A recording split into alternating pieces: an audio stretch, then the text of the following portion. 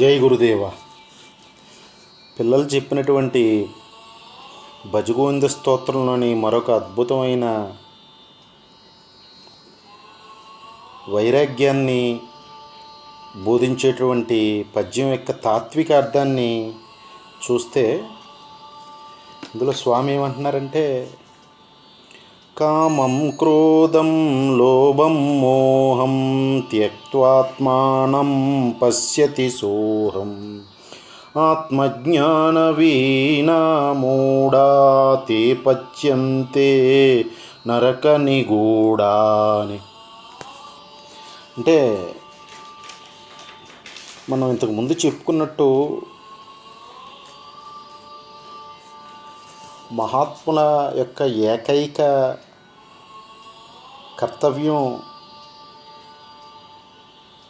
మాయలో తగులుకొని నలిగిపోతున్నటువంటి జీవుడిని జ్ఞానం ప్రసాదించి గమ్యం చేర్చడమే. దానికి ఆటంకాలుగా ఉన్న అజ్ఞానానికి సంబంధించిన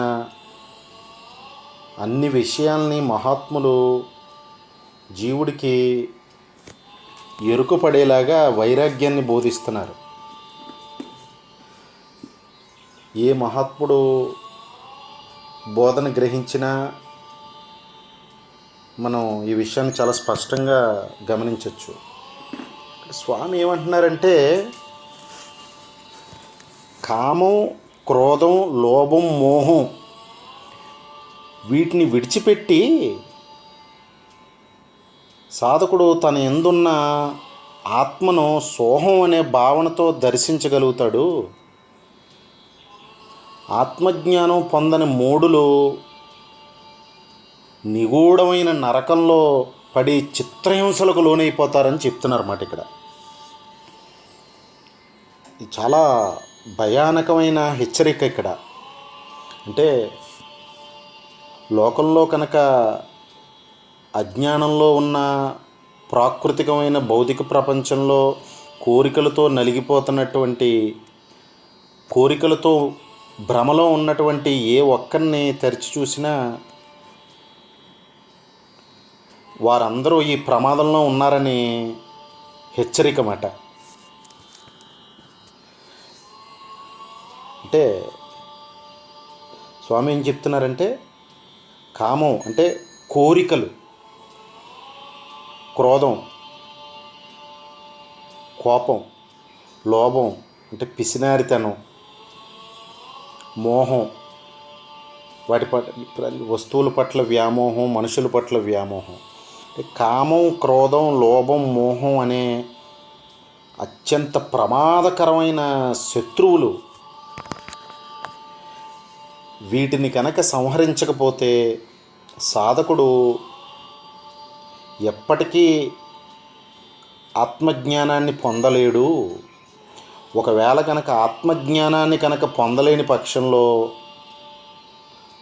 ఆ మనుష్యుడు నిగూఢమైన, అంటే ఎంతో రహస్యమైన నరక కోపంలో పడి చిత్రహింసలు పడిపోతాడు ఆత్మజ్ఞానం కనుక పొందలేని పక్షంలో అని చెప్పి చాలా విపరీతమైన హెచ్చరిక జరుగుతుంది అన్నమాట ఇక్కడ. ఇందులో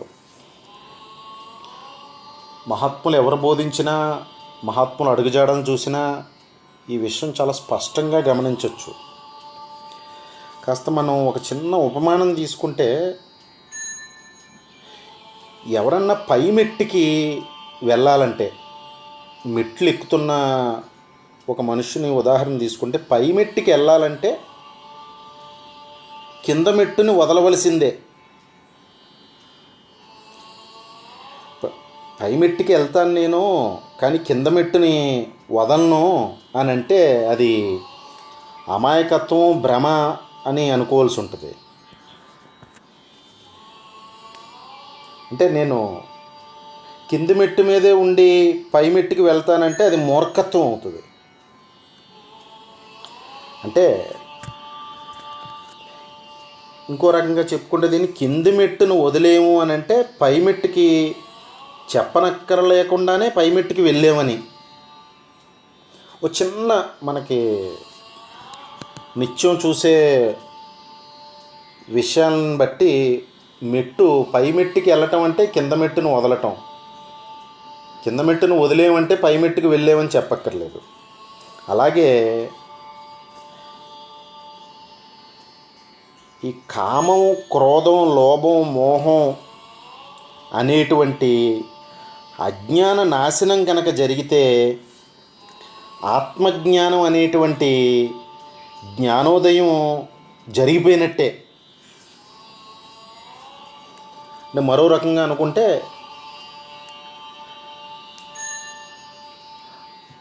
మనుష్యుడు అజ్ఞానవశాన్న కోరికల మయంలోనూ కోపం ప్రభావం చోటు లోభం ప్రభావం, మోహం ప్రభావాన్ని పడతాడనమాట. అంటే అజ్ఞాన ప్రభావం జీవుడు చేసే ప్రతి పనులు జీవుడికి నరకయాతనలను తెచ్చిపెడతాయి. అదే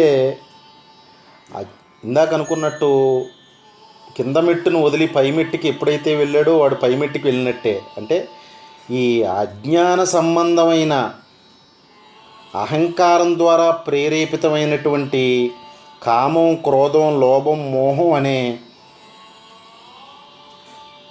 అరిషడ్వర్గాలు తొలగినప్పుడు, వాటి నుండి జీవుడు బయటపడినప్పుడు చెప్పనక్కర లేకుండానే వాడికి సోహం భావం ఎందు, అంటే ఉన్నది ఒక్కటే, అది ఆత్మ, అది నేననే అనుభవపూర్వక జ్ఞానం కలగటమే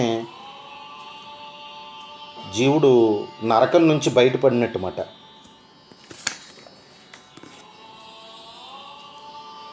మరి అదంతా సునాయాసంగా, చాలా అవలీలగా జీవుడికి సాధకుడికి లభించే విషయమా అజ్ఞానాన్ని తొలగించుకోవటం అని అంటే అంత సామాన్యమైన విషయమా? కానీ కాదు. ఎందుకంటే ఇది చాలా సంక్లిష్టమైన మాయామయమైన జగత్తు. ఇందులో జీవుడు ఈ కష్టతరమైన క్రీడలో విజయం సాధించాలంటే జీవుడికి ప్రధానంగా విశ్వాసము, శ్రద్ధ చాలా తప్పనిసరి. మరి ఇందులో హెచ్చరిక చేస్తున్నట్టు ప్రధానంగా ఉన్న లోపలున్న శత్రువులు ఏంటంటే కామం, క్రోధం, లోభం, మోహం. దాని గురించి వివరణ చెప్పుకోక్కర్లేదు. కామం అంటే మనం ఇందాక అనుకున్న కోరికలు, ప్రేతమైన కోరికలు, ఒకదాని తర్వాత ఒకటి పుట్టుకొస్తూనే ఉంటాయి. యజ్ఞంలో సమిధలు వేసే కొలిది ఆ యజ్ఞం, ఆ నొప్పులు కొలిమి ఆ యజ్ఞం మరింత ఉధృతంగా వెలుగుతుందే తప్పితే ఎప్పటికీ అది చల్లారదు. అంటే కోరికలు తీర్చుకునే కొలది కోరికలు పెరుగుతూనే ఉంటాయి తప్పితే, ఇక నాకు ఈ 2 కోరికలు తీరిపోతే నాకు ఇంకా ఏ కోరిక లేదు అనటం యజ్ఞగుండంలో సమిధులు వేస్తూ యజ్ఞం ఇంకా మంట చల్లారుతుంది అని చెప్పినట్టు హాస్యాస్పదంగా ఉంటుంది అది. అంటే ప్రధానమైన శత్రువు సాధకుడికి ఏంటంటే కోరికల మాట. ఈ కోరికల వలయంలో చిక్కుకున్న సాధకుడు తర్వాత శత్రువులైనటువంటి కోపం బారిన పడతాడు. తర్వాత శత్రువైనటువంటి లోభం, పిసినారితనం బారిన పడతాడు. తర్వాత శత్రువైనటువంటి మోహం, అన్నీ నాకే కావాలి, అన్నీ నాదే, అంతా నాదే, ఒక రకమైన పిచ్చి వ్యామోహంలో పడిపోతాడనమాట. ఈ బయట ఉండే శత్రువులు కాదు, లోపల ఉన్న అంతర్శత్రువులు అంటారు వీటిని. ఈ శత్రువుల్ని ఎవరైతే పట్టుదలతో కనుక జయించే ప్రయత్నం చేస్తాడో, వాటిని తరివి కొడతాడో, వాడికి మాత్రమే ఆత్మజ్ఞానం లభిస్తుంది. మిగతా వాళ్ళందరూ ఈ అజ్ఞాన సంబంధమైన పనులు చేసి తద్వారా వచ్చే కష్ట నష్టాలని భరించడమే అని చెప్తున్నారు మాట ఇక్కడ స్వామి.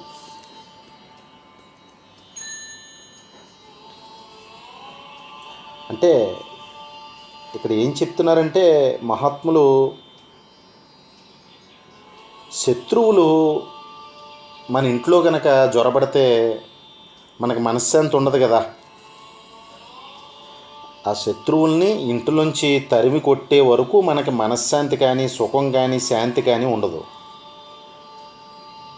అలాగే ఇంకొక ఉదాహరణ తీసుకుంటే, ఇంట్లో తాచుపాము దూరినప్పుడు ప్రశాంతంగా పడుకోగలమా? పడుకోలేము. అలాగే సాధకుడికి ప్రధానంగా లోపలున్న అంతర్శత్రువుల్ని జయించమని చెప్తున్నప్పుడు, ఆ శత్రువుల్ని జయించినప్పుడే నీకు సాధనలో పురోగమనం అంటే ఎదుగుదల ఉంటుందని చెప్పినప్పుడు, ఎంతటి పట్టుదలతో, విశ్వాసంతో ఈ శత్రువుల్ని జయించే ప్రయత్నం చేయాలి సాధకుడు. అంటే ఇందాక అనుకున్నట్టు శత్రువులు అంటే దొంగలు ఇంటిలో జొరబడినప్పుడు ఆ ఇంటి యజమానికి ఏ విధంగా సుఖం ఉండదో, అలాగే జీవుడికి లోపల ఉన్నటువంటి కామం, క్రోధం, లోభం, మోహం అనే అంతర్శత్రువుల్ని సాధన ద్వారా జయించకపోతే కనుక జీవుడికి కూడా సుఖం ఉండదు. సుఖం లేదంటే అది నరకప్రాయం అని. అంటే ఇక్కడ ఇంకొక తాత్వికార్థాన్ని, చాలా సూక్ష్మమైన అర్థాన్ని కనుక గ్రహించే ప్రయత్నం చేస్తే, నరకం అంటే దేహం పడిపోయిన తర్వాత ఎక్కడికో వెళ్ళి అనుభవించేదని, స్వర్గం అంటే దేహం పడిపోయిన తర్వాత ఎవరో ఎక్కడికో తీసుకెళ్ళి సింహాసనాల మీద కూర్చోబెట్టి సకల భోగాలు ఎవరో సమకూరుస్తారని అనుకోవడం కూడా ఒక రకమైన భ్రమే అని చెప్పి మహాత్ములు కొట్టిపారేస్తారన్నమాట. కారణం ఏంటంటే, స్వర్గ నరకాలు నిశితంగా కనుక గమనిస్తే అజ్ఞాన సంబంధమైన అహంకారం చేత జీవుడు సంకల్పించినటువంటి పనుల ద్వారా వచ్చే కష్ట నష్టాలే నరకమని, ఆ అజ్ఞానాన్ని దాటి ఆత్మజ్ఞానం ద్వారా సోహం భావంలో ఉండి ఎరుకుతో ఉన్న జీవుడు భూమి మీద జీవన్ముక్తుడిగా సంచరించడమే స్వర్గం అని మహాత్ములు చెప్తారన్నమాట. అంటే స్వర్గ నరకాలు ఎక్కడో దేహం పడిపోయిన తర్వాత అనుభవించే కాదు, ఇక్కడ ఈ దేహంలో ఉండగానే దేహం ద్వారా, మనస్సు ద్వారా జీవుడు చిత్రవదకి గురవుతున్నాడనమాట. మొన్న ఇదివరకు అనుకున్నట్టు ఏ ఒక్కడిని తెరిచి చూసినా ఈ భూప్రపంచం మీద నేను సుఖంగా ఉన్నాను, నిత్యానందంలో ఉన్నాడనే ఒక్కడిని చూపిస్తే మనం వాడికి శిరస్సు ఉంచి నమస్కారం చేయొచ్చు అన్నమాట. ఎవరిని తరిచి చూసినా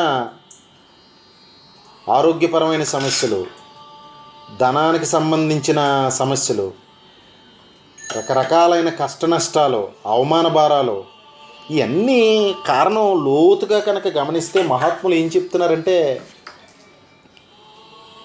ఇవన్నీ జీవుడు తను కల్పించుకున్న, తను తగిలించుకున్న, తను సృష్టించుకున్న కోరికలకి సంబంధించి అతను పెట్టే పరుగు మూలానే తత్సంబంధమైన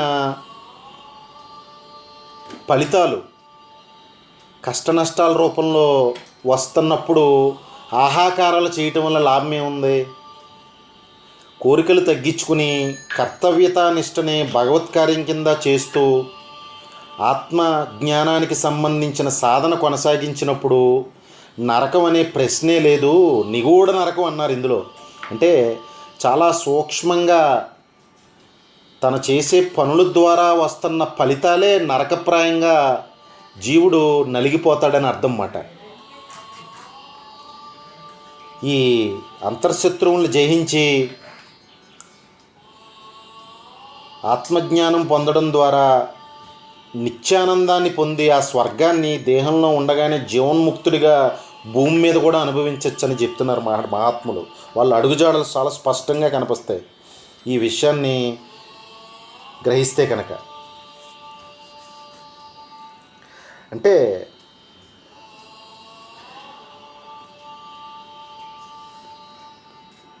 అమితమైన విశ్వాసంతో జీవిత పరమలక్ష్యాన్ని కనుక ఎరుకులోకి తెచ్చుకున్న జీవుడు సాధన ద్వారా గురుకృపను పొంది ఈ అంతర్శత్రువులను జయించి సోహం భావనను అనుభవైకం చేసుకున్నప్పుడు ఈ నరకంలో పడవలసిన అవసరం లేనే లేదు. వాడు నిత్యతృప్తుడు, నిత్యానందంలో ఉంటాడు. వాడికి భూమి మీదే స్వర్గం. ఇంకొక మాటలో చెప్పుకోవాలంటే వాడే స్వర్గం. వాడు ఎక్కడుంటే అదే స్వర్గం. అందుకని మహాత్ములు చేసినటువంటి ఈ హెచ్చరికని సాధకులు గ్రహించి కామక్రోధ లోభమోహ మదమాత్సర్యాలు అనేటువంటి అంతర్శత్రువుల్ని జయించి